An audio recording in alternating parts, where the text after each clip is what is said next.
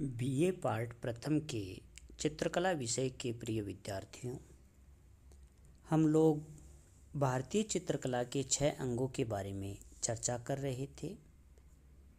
इससे पहले हम 2 अंगों पर चर्चा कर चुके हैं। रूप भेद एवं प्रमाण के बारे में हम अध्ययन कर चुके हैं।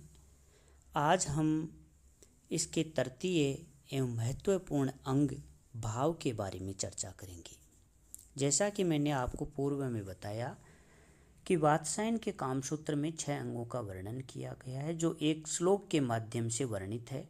रूप भेदा प्रमाण भाव लावण्य योजनम सादृश्य वर्णिका भंग इति चित्र षडकम। इस प्रकार ये भारतीय चित्रकला के 6 अंग है, वात्स्यायन के कामसूत्र में मिलते हैं और 11वीं-12वीं शताब्दी में यशोधर पंडित ने इस पर टीका लिखी, जय मंगला नाम से टीका लिखी, और बाद में 19वीं शताब्दी में अवनींद्रनाथ टैगोर ने इस पर एक लेख प्रकाशित किया है, जिसकी हम पूर्व में चर्चा कर चुके हैं। आज विद्यार्थियों हम भाव के बारे में चर्चा करेंगे कि एक चित्र में भावों का क्या महत्व है, भाव चित्र को कितना प्रभावित करते हैं, या जीवन में जो हमारे भाव हैं उनकी चित्रों में किस प्रकार रचना की जा सकती है। इन सब पर हम आज चर्चा करेंगे। आज का हमारा टॉपिक है भाव।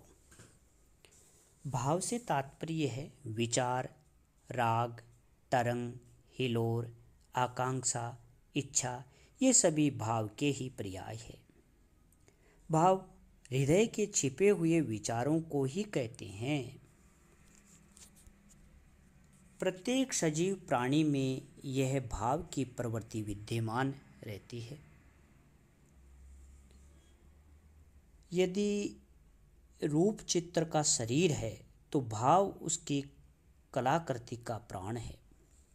कहने का मतलब, यदि रूप चित्र का शरीर मान लिया जाए तो भाव कलाकृति का प्राण होता है। भावों का उदय मन में होता है।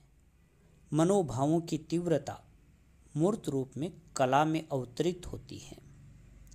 किसी चित्र में फैले बसंती रंग के विस्तार मात्र से ही उत्फुल्लता का भाव प्रदर्शित हो जाता है। इसी प्रकार अन्य रंग भी हमारे मनोभावों को उत्प्रेरित करते हैं। कलाकृति के सभी तत्वों के विश्लेषण से देखा जा सकता है कि उनमें क्या मनोवैज्ञानिक प्रभाव होते हैं, किंतु भाव के उदय के लिए इतने विवेचन की आवश्यकता नहीं है।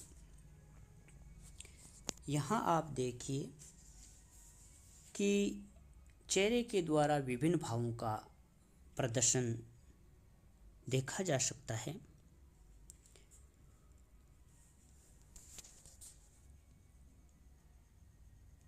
यहाँ इस चित्र में चेहरे और हाथों की क्रियाओं के द्वारा आप विभिन्न भावों का प्रदर्शन देख सकते हो। हंसी, क्रोध, विस्मय, इस प्रकार इन भावों का आप इनमें उल्लेख देख सकते हो।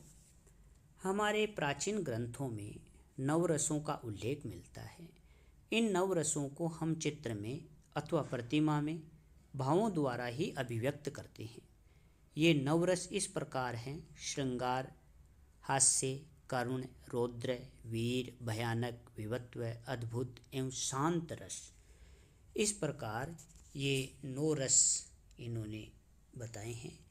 ये रस प्रत्येक प्राणी की परिस्थिति विशेष से संबंधित होते हैं और किसी भी प्राणी की शारीरिक व मानसिक क्रियाओं द्वारा हम इन रसों को जान लेते हैं, क्योंकि ये नवरस शरीर की विभिन्न क्रियाओं से प्रदर्शित होते हैं। यहाँ आप देख सकते हो इन चित्रों के माध्यम से कि ये नवरस हैं। विभिन्न क्रियाओं में के द्वारा हम इनको प्रदर्शित देख सकते हैं। नवरस एवं स्थायी भाव हैं। आप इन चित्रों में देखिए, इस प्रकार भिन्न भिन्न भावों की शक्ति से शरीर में भिन्न भिन्न विकारों का जन्म होता है। मानव चित्तवृत्ति रस का अनुगमन करती है और उसी के अनुकूल भाव नियंत्रित रहता है। अतः हम कह सकते हैं कि भाव से तात्पर्य है मस्तिष्क व हृदय द्वारा शरीर पर पड़ने वाले भावों का अध्ययन, विश्लेषण तथा उनका स्पष्टीकरण। शरीर पर पड़ने वाले इन कायिक व मानसिक भावों के चिन्ह एक चित्रकार के लिए बड़े महत्व के होते हैं। वस्तुतः चित्रकार की कृतियों में भाव प्रधान होता है। ये भाव दो तरह से प्रकट होते हैं, प्रत्यक्ष और प्रच्छन्न। प्रत्यक्ष, जिन्हें हम नेत्रों के द्वारा देख सकते हैं, ये शारीरिक अथवा कायिक भाव कहलाते हैं। प्रच्छन्न, जिन्हें हम प्रत्यक्ष रूप से देख नहीं सकते क्योंकि वे आंतरिक भाव होते हैं तथा हमारी मानसिक क्रियाओं द्वारा प्रकट होते हैं। इस प्रकार ये दो प्रकार के भाव प्रकट होते हैं, दो प्रकार से, एक तो प्रत्यक्ष रूप से और एक प्रच्छन्न रूप से।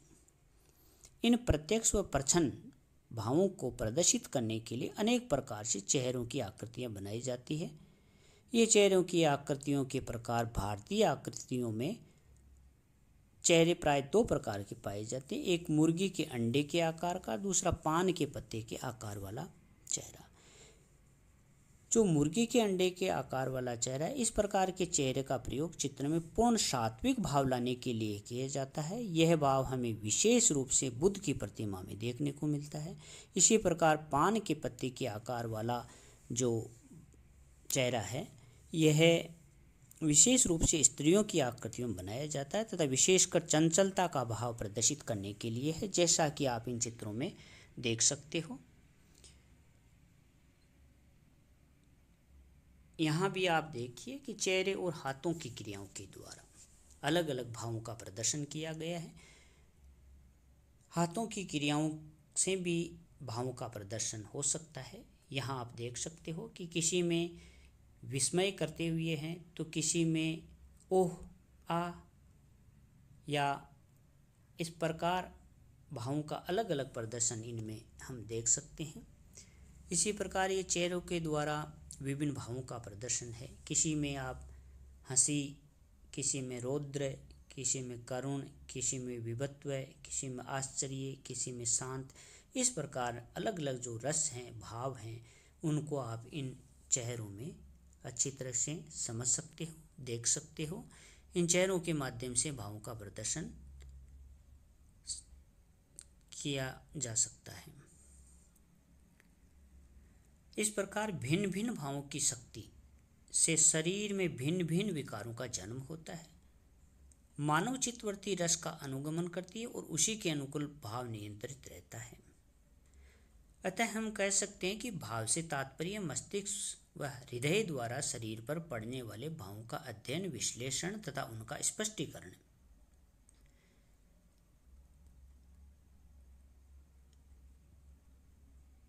इनमें आप देखिए ये जो नवरस हैं, भाव हैं, जैसे इस चित्र में आप हंसी का भाव, हंसते हुए चेहरा देख सकते हो।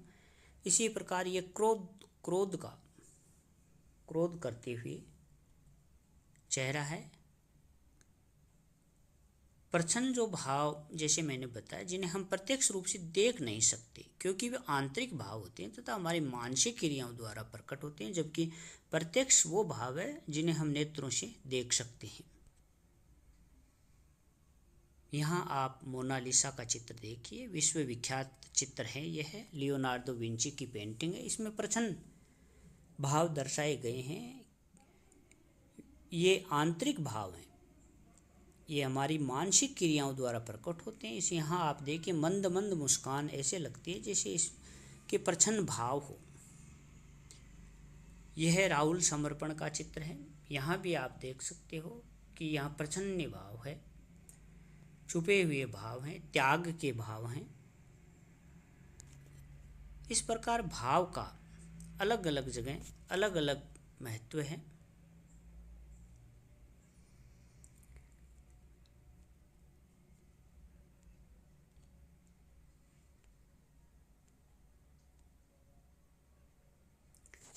नेत्रों की रचना भी विभिन्न प्रकार के भावों को दिखाने के लिए विभिन्न प्रकार से की जाती है।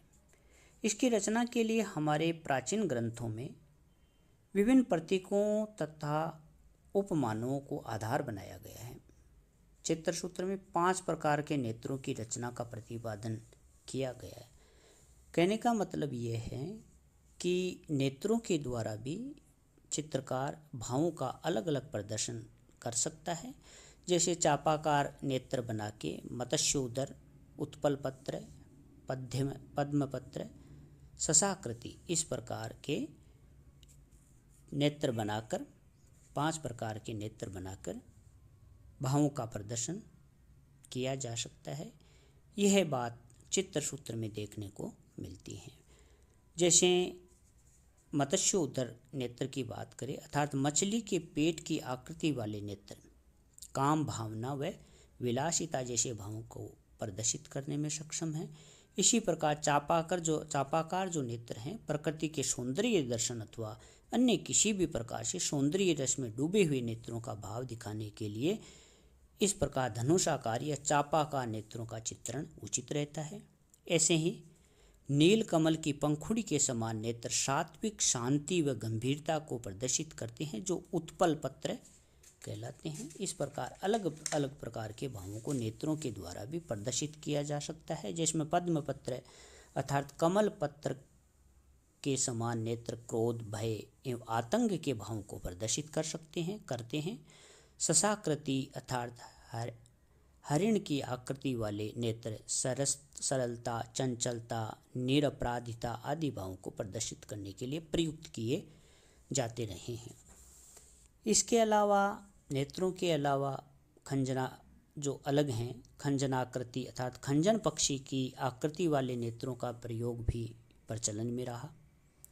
इस प्रकार के नेत्र प्रसन्नता, चंचलता, अस्थिरता आदि भावों को प्रकट करने के लिए प्रयुक्त किए जाते रहे हैं। इसी प्रकार प्रत्यक्ष व प्रच्छन्न भावों को हम निश्चित शारीरिक भाव भंगिमाओं के द्वारा भी अभिव्यक्त करते हैं। भाव विशेष में शारीरिक अंगों की निश्चित क्रियाएं होती हैं। हमारे प्राचीन ग्रंथों में कुछ भंगिमाएं बताई गई है, जिनके अनुसार आकृतियां समभंग, अभंग, त्रिभंग और अतिभंग होती है। इस प्रकार आकृतियों को अलग अलग भंगिमाओं में चित्रित करके भी भावों का प्रदर्शन किया जा सकता है। इस प्रकार भारतीय चित्रकला में भाव अपना एक विशिष्ट स्थान रखता है और कुशल चित्रकार वही है जो विभिन्न शारीरिक और मानसिक भावों को कुशलतापूर्वक किसी चित्र में अंकित कर सकता है। मनुष्य के मन में अनंत भाव उमड़ते हैं, जो विशिष्ट भाव कलाकृति में अवतरित होते हैं। उसके अतिरिक्त उस क्षण अन्य भावों का लोप हो जाता है। भावों के माध्यम से ही रसानुभूति होती है।